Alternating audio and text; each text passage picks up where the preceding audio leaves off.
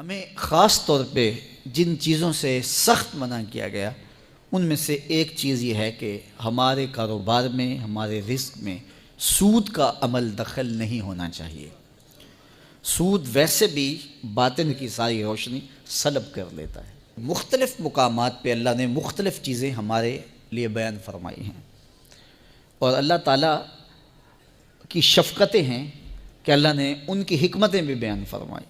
مثال کے طور پہ شراب کی حرمت بیان فرمائی تو کہا کہ اس کے اندر فائدے بھی ہیں، لیکن اس کے جو نفع ہیں ان سے جو گناہ ہے، وزر ہے اس کا، وہ زیادہ ہے۔ کفار نے کہا کہ یہ سود کو آپ نے حرام کر دیا شریعت اسلامیہ نے، اور کاروبار کو آپ نے حلال قرار دے دیا ہے، جبکہ سود اور کاروبار ایک جیسے ہی ہیں۔ وہاں بھی پیسہ لگا کر کے کچھ حاصل کیا جاتا ہے اور یہاں بھی پیسہ لگا کر کے کچھ حاصل کیا جاتا ہے، تو یہ تو دونوں ایک جیسے ہیں اور تم کہتے ہو یہ الگ الگ ہیں۔ اللہ فرماتا ہے ایک جیسے نہیں ہیں۔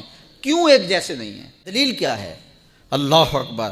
یہاں اللہ نے اپنی حاکمیت کا اعلان کیا۔ احل اللہ البیع وحرم الربا۔ ایک جیسے اس لیے نہیں ہیں، تمہارا رب ان کو ایک جیسا نہیں کہتا۔ بات ختم۔ ذرا غور کیجئے، یہاں اللہ چاہتا تو دلائل کے انبار لگا دیتا کہ سود سے یہ جو ہے وہ تمہیں تکلیفیں ہوں گی، اس طرح کاروبار برباد ہوگا، یہ بے چینیاں ہوں گی، اس طرح تمہاری معیشت لٹے گی، اس طرح تمہیں بے قراریاں ہوں گی، اور کاروبار سے یہ فوائد ہیں، اور علماء بیان بھی کرتے ہیں۔ لیکن یہاں اللہ تعالیٰ نے جو انداز اختیار کیا، جب کو کہا گیا کہ سود اور کاروبار ایک جیسے ہی ہیں، اللہ نے فرمایا ایک جیسے نہیں ہیں۔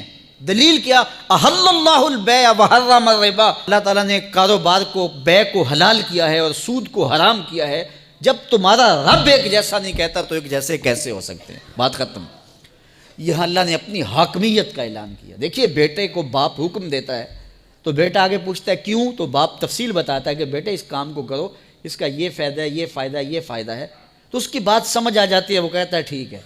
لیکن کبھی باپ اگر اس موڈ میں ہو کہ میں باپ ہوں، یہ میرا بیٹا ہے، تو وہ کہے کہ جناب کہ یہ کام کرو، تو وہ کہے کیوں، تو باپ آگے کہے کہ میں تمہارا باپ ہوں، میں تمہیں کہہ رہا ہوں، بات ختم۔ تو اس وقت کیوں کا جواب یہ ہے کہ میں باپ ہوں اور باپ کا حق ہے، جو کہے بیٹا وہ مانے۔ شاگرد کہے کیوں، تو استاد اس کی حکمتیں بیان کرتا ہے کہ جناب یہ، لیکن کبھی استاد کہے میں استاد ہوں، تمہیں کہہ رہا ہوں، جب میں کہہ رہا ہوں کہ یہ نہیں لینا، بات ختم۔ تو اللہ تعالیٰ جل شانہ نے ہمیں مختلف مواقع پر احکام کی حکمتیں بیان فرمائی ہیں۔ فرمایا کہ زنا کے قریب بھی نہ جانا، کیوں؟ انہ کان فاحشۃ وساء سبیلا، کہ یہ کھلی بے حیائی ہے اور یہ بڑا برا راستہ ہے، حکمتیں بیان کی گئی۔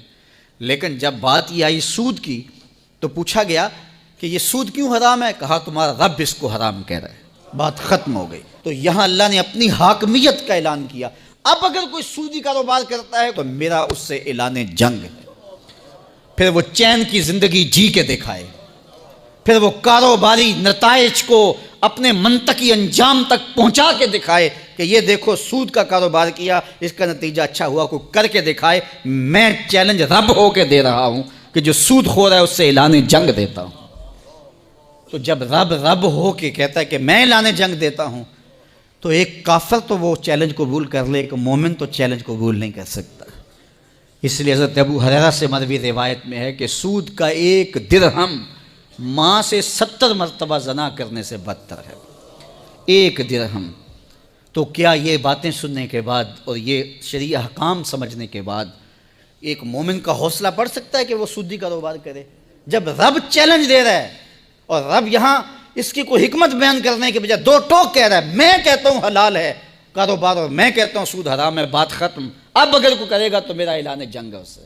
دو لوگوں کے ساتھ اللہ نے اعلان جنگ کیا، ایک کا قرآن میں سود خور کے ساتھ اللہ کے اعلان جنگ ہے، اور دوسرا حدیث میں من عاد لی ولیا فقد آذنتہ بالحرب، جو میرے ولی سے بغاوت کرتا ہے، دشمنی کرتا ہے، عداوت رکھتا ہے، اللہ فرماتا ہے میرا اس کے ساتھ اعلان جنگ ہے، میں اس کے پلے کچھ نہیں چھوڑوں گا جو میرے ولی سے دشمنی رکھتا ہے۔ تو اپنے کاروبار میں کبھی بھی آپ سود کا کوئی عنصر کسی روپ کے اندر بھی داخل نہ ہونے دیں، اللہ کے حکموں کی خلاف ورزی نہ کریں، پھر دیکھنا کیسے تمانیت آتی ہے۔